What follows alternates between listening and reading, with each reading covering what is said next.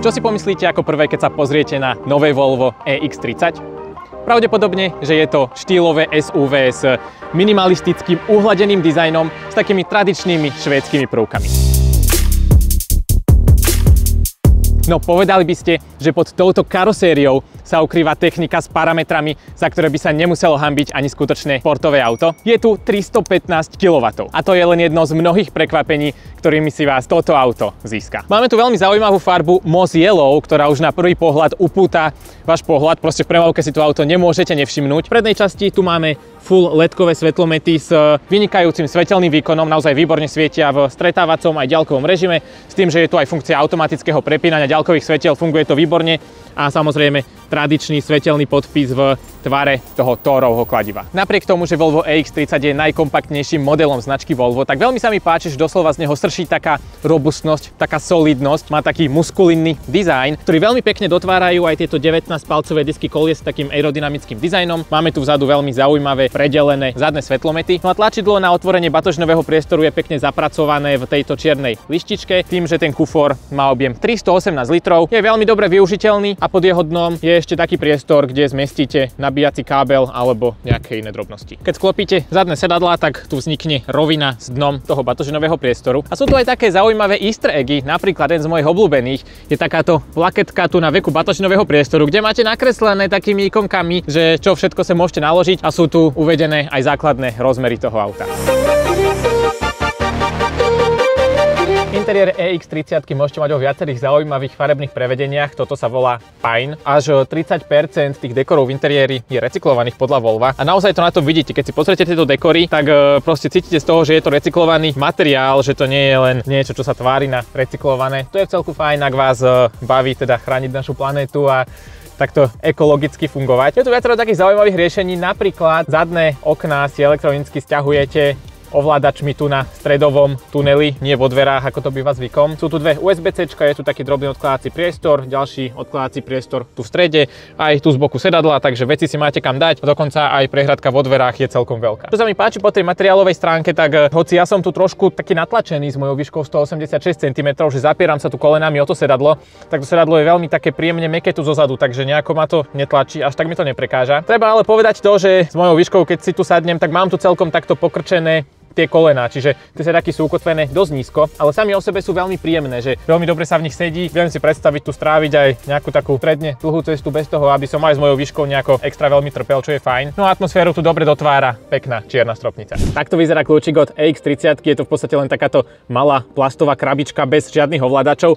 A prístup do toho auta je veľmi zaujímavý. Vy s tým kľúčikom vo vrecku len prídete k autu, bezkľúčovo sa dám odomkne a keď chcete naštartovať, tak nemáte tu žiadne nejaké štartovacie tlačidlo alebo niečo podobné, proste prídete, stlačíte brzdu, dáte R-ko alebo D-čko a idete. To používanie auta je také veľmi príjemné, veľmi intuitívne. A keď sa tak rozhliadnete po tom interiéri, tak môžete si všimnúť aj to, že tu nie sú ani nejako veľmi také klasické ovládače, že je tu takýto vertikálne uložený dotykový displej, cez ktorý si ovládate všetko, čo sa týka aj toho samotného auta, aj ventilácie, aj v tejto hornej časti máte v podstate taký virtuálny prístrojový štít, kde máte aktuálnu rýchlosť, aktuálny dojazd, aktuálne nabitie baterky, takže všetky také tie základné údaje, čo by ste mohli chcieť pri bežnej jazde. Veľmi sa mi páči, že tento infotainment tu má zabudované Google rozhranie, čiže sú tu aj Google mapy, aj iné googlovské aplikácie a tie Google mapy sú fakt pecka v tom, že keď si tu zadáte napríklad nejakú adresu k rýchlo nabíjačke, tak to auto je tak inteligentné, že dokáže si predtým, ako prijete k tej nabíjačke podľa tejto navigácie, predhriať batériu takto v zime, aby sa mohla hneď nabíjať vyšším nabíjacím výkonom. A inak je tu aj Spotify, je tu YouTube, takže veľmi veľa rôznych aplikácií, veľmi veľa rôznych možností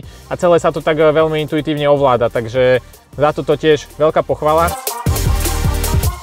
A páči sa mi minimalizmus, nielen v tom exteriéri, ale aj v tom interiéri, že sú tu takto zaujímavo nadizajnované výduchy ventilácie, také rovné uhladené plochy. Opäť je kombinácia takých zaujímavých recyklovaných materiálov, ktoré však vôbec nepôsobia nejako lacno. Práve naopak veľmi pekne dotvárajú ten interiér. Doslova tu cítite až taký pocit domova, by som povedal, z týchto všetkých materiálov, takže fakt, že veľmi príjemné. Pred vodičom je volant, veľmi zaujímavo tvarovaný, za ktorým sa nenachádza žiaden virtuálny prístrojový štít alebo niečo podobné. Je tu ale takáto kaplnka, kde je infračervený senzor, ktorý sleduje vaše oči, to si ukážeme potom ešte pri jazde, a také veľmi tiež intuitívne ovládače na volante. Zaujímavé je napríklad to, že nie sú tu ani tlačidlá, ktorými by ste si ovládali spätné zrkadlá. Rieši sa to všetko cez volant, tuto týmito ovládačmi na volante, tu si prekliknete, že nastavenie spätných zrkadiel a následne tu na volante si tie spätné zrkadlá týmito ovládačmi viete nastaviť. Niektoré tie veci, na ktoré ste zvyknutí z bežných aut, tak tu sa musíte trošku odnaučiť, trošku sa to rieši inak, ale keď sa na toto zvyknete, tak si uvedomíte, že je to veľmi intuitívne, veľmi príjemné a že by ste to vlastne už nemenili za také tie bežné tlačidlá, ktoré bývajú v iných štandardných autách. V tomto prípade tu máme klasicky manuálne nastaviteľné sedadlá kombináciou takejto kože a príjemnej látky tu v tejto opierkovej časti. Vynikajúco sa v tých sedadlách sedí. Veľká pochvala a fakt aj na dlhšie trasy veľmi príjemné sedenie. Je tu viacero zaujímavých odkladacích priestorov. Je tu takáto veľká prehradka v strede, kde si viete vyklopiť takéto dvierka, pod ním je ďalšia prehradka, dve USB-C-čka. Tuto je priestor na bezdrôtové nabíjanie telefónu. Ten telefón vám tam pekne drží, lebo je tu taká zarážka, takže to je super. Takto si tu dokážete vysunúť držaky na nápoje, alebo iba jeden, ak chcete. Tiež veľmi príjemné. Vo dverách sú veľké priestory vystlané koberčekom, takže veľmi vám tam nebudú veci buchotať, keď si ich tam dáte. A čo je zaujímavé, tak cez tento displej si viete otvoriť aj takúto veľkú odkladaciu schránku tu v tejto stredovej konzole.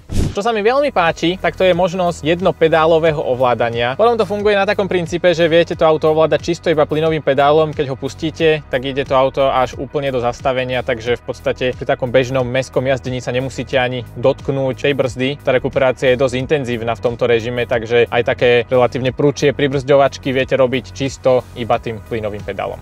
Keďže sedíme v výkonnej dvojmotorovej verzii, tak si poďme ukázať, ako budú vyzerať dynamické parametre v praxi. Plný plyn. A ten záťah je naozaj veľmi solidný. Zrýchlenie na stovku prebehne za 3,6 sekundy v tejto X30. Máme tu 315 kW a maximálny krúťací moment 543 Nm, takže veľmi solidné dynamické parametre na to, že toto auto v tejto výbave váži nejakých 1960 kg konkrétne. Tie rozbehy sú famózne, tá dynamika je tu veľmi príjemná. Nie je tu úplne také kopnutie, že by ste dali plný plyn, to auto by vás doslova seklo o to sedadlo, ale ten nástup toho krúťaku, toho výkonu je taký pozvolný, aj keď sa ten maximálny krúťak dosahuje už od tých nulových otáčok, samozrejme relatívne jemne to nabieha, takže nemusíte sa tu bať takého nejakého seknutia. A čo treba povedať, tak viete si tu vybrať aj z troch úrovní, ako má byť nastavený ten posilňovač riadenia. Všeobecne to riadenie je také priame, také presné a aj ten podvozok je príjemne stabilný, takže pokiaľ sa rozhodnete s týmto autom sa trošku povoziť niekde v zákrutách, tak vás dokáže celkom príjemne potešiť. X30 má baterku s kapacitou 69 kWh. Tá sa postará o to, že pokiaľ budete chodiť v mestskom prostredí, tak dokážete úplne s ľahkosťou dosiahnuť dojazd vyše 500 km. Totižto spotrebu po meste som nameral nejakých 12-13 kWh na 100 km, čo je super. No a výhoda tej baterky spočíva aj v tom, že pokiaľ pôjdete takto po diaľnici, tak tiež dokážete prejsť slušné vzdialenosti bez toho, aby ste museli nabíjať. Pri 115 som tu dlhodobo nameral spotrebu 23 kWh na 100 km, pri 130 to bolo dlhodobo okolo 25 kWh na 100 km, takže vyše 250 km prejdete pri tej 130 na plné nabitie. Tým, že keď sme už pri tom nabíjaní, tak maximálny nabíjací výkon jednosmerným prúdom je až 153 kW.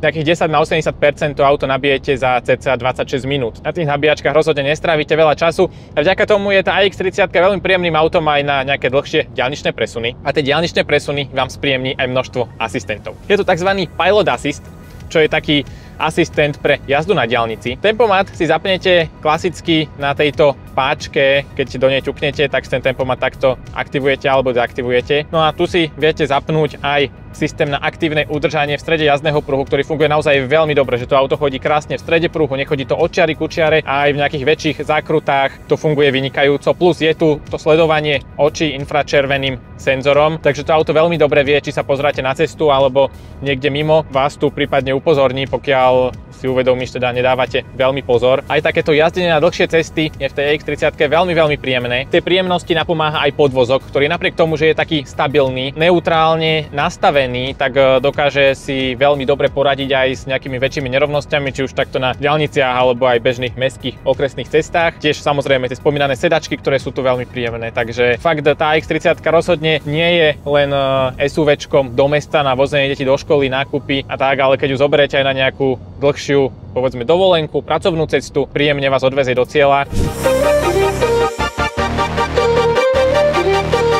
X30 by som takto na záver zhodnotil ako taký iPhone na kolesách. Je to auto, ku ktorému proste prídete, sadnete si, dáte dečko, idete, prijete do cieľa, vystúpite, zavrete dvere, odídete, nemusíte nič zamykať, nič odomykať, všetky také tie ovládania, prístup k funkciám, je to veľmi také príjemné, také intuitívne, na pár klikov sa všade dostanete. Je to naozaj príjemné auto nielen do mesta a pokiaľ zvažujete taký kompaktnejší crossover, kompaktnejšie SUVčko, čisto elektrické, tak X30 určite zaraďte do svojho užšieho výberu, lebo ja si myslím, že toto auto vás rozhodne má čím prekvapiť.